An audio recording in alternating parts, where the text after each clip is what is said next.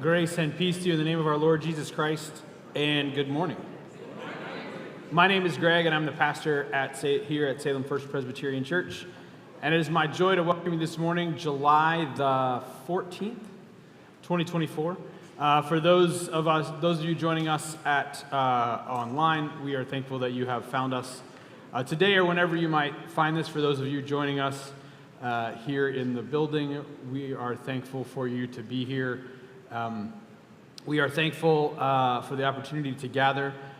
Quick reminder that we have our Spirituality and Contemplation Center open during the week, during office hours, and also during worship. So if you want to take your coffee in there, you're more than welcome to. There's places to draw, there's art, there's places to write if that's how you hear things. I'll tell you, as someone, I like to have my hands doing something when I'm listening. It often helps. I will tell you that I've been in enough meetings where people are crocheting and knitting to know that seems to help them. Not me, but them.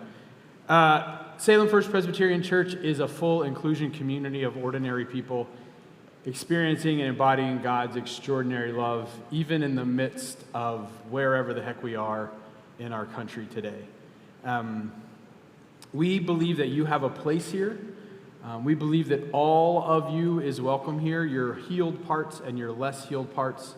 And we believe that it is only through gathering together to share our real selves that we have an opportunity to spread the love of Christ in the world. I want to take a quick second to talk about what happened yesterday. If you weren't aware, there was an assassination attempt on former President Trump at a rally in Pennsylvania. Former President Trump was injured in that attempt.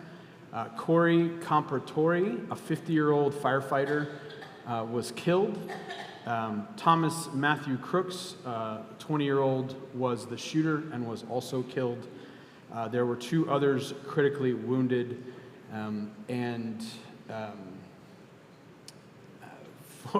This isn't my first political assassination attempt, and so I find it. I'm gonna be honest with you guys for a second. I'm pretty frustrated at most of us and myself.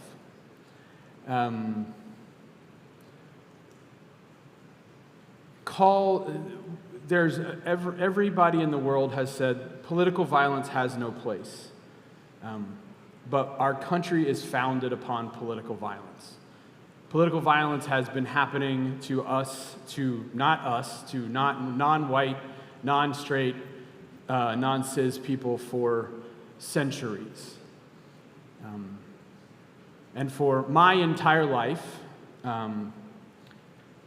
I have had violent rhetoric thrown at me. I've been called a baby killer since I was 12 because the church that I went to supported on an event that one of the sponsors was Planned Parenthood. I have been told that I should be strung up for my beliefs, and this is me, white, male, middle class, overly educated, in safe places.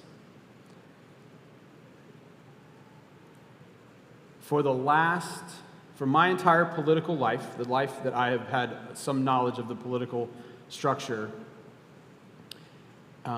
there have been, mostly in my experience, from more conservative viewpoints, calls for violence. I can think of political campaigns with crosshairs over the faces of political rivals. I can think of our Congress folks being told not to bring their families to Washington so they wouldn't have to integrate with the others. I have watched people use guns and violence and intimidation And then when it comes back on them, they say, it was just words. I have watched people on the left, my friends, my family, some of you who I follow on social media, use entirely inflammatory language about individuals and their policies. Coretta Scott King, wife of Martin Luther King Jr., said, it's never about the people, it's always about the policy. And we have heard calls for being strung up. We have jokes about, there's plenty of jokes on the internet now about what happened yesterday. And one of the things we talk about in my house is accurate language. If you watch social media, if you watch any reality television, I'd include MSNBC, CNN, Fox News, OWN, Newsmax in reality television qualifiers. Everything is the best thing it's ever been or the worst thing it's ever been. There is never like, oh, that was okay. This heightened, hyperbolic language for literally everything we talk about. Sports, dress-up days for school, whether or not someone tripped, it is leading us to explosion. And unless we can take a deep look in the mirror and take a deep breath and cool the rhetoric becomes action. Because there is always a bigger fish. There is always a bigger predator. Always. Someone who won't know where the line is. When I was a camp counselor, I was the lead counselor at a camp. And in my review, and I thought I did a pretty good job, my camp director told me that I was a bad leader because I knew where the line was, and I would run up to the line and I would stop. But the people following me didn't know where the line was, so they would fall right over it.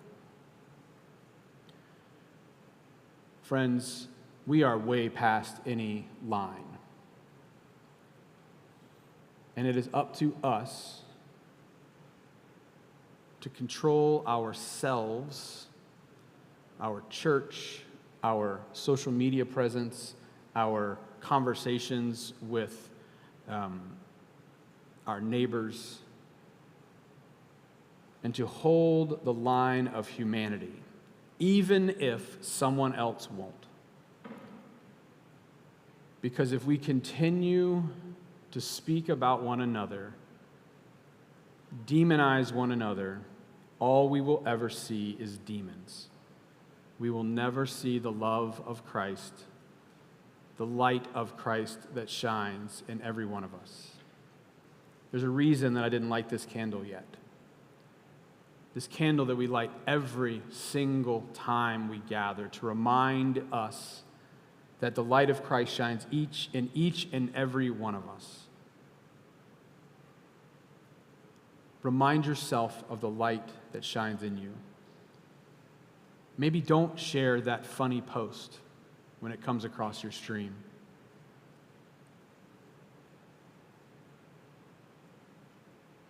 Maybe it's time for us, as a nation and as individuals,